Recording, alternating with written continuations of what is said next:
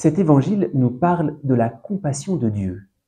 Jésus est saisi de compassion devant la foule, littéralement, il est ému aux entrailles. Mais le plus étonnant dans cet évangile, qu'est-ce qui provoque la compassion? La compassion, c'est-à-dire de prendre sa misère sur soi-même. Qu'est-ce qui provoque la compassion de Jésus? De façon étonnante, ce n'est pas la maladie, ce n'est pas la douleur, ce n'est même pas le péché de la foule. C'est le fait qu'ils sont comme des brebis sans berger. La compassion de Jésus vient dévoiler quel est le mal le plus profond qui est en nous. Le mal le plus profond, c'est d'être comme une brebis sans berger, c'est-à-dire d'être seul, sans savoir où aller, sans savoir se diriger. J'allais dire, c'est presque plus grave que notre péché. Nous pouvons avoir péché, mais savoir où aller, être gouverné par la miséricorde de Dieu. D'une certaine manière, cette solitude, ils étaient comme des brebis sans berger, ils ne savent pas où aller.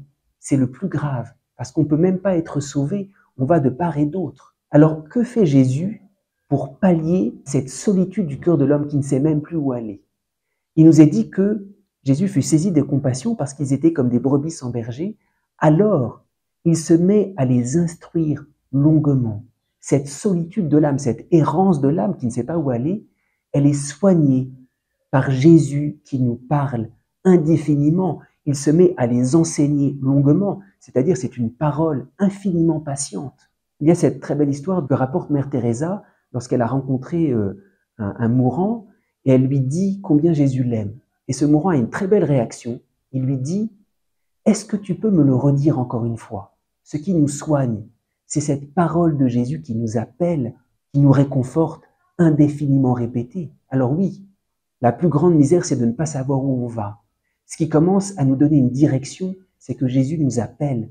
Sa parole nous soigne, parce que nous savons qu'il y a quelqu'un qui nous dirige vers lui, qui nous dirige vers l'éternité. Par sa parole, il s'engage à nous ramener vers lui.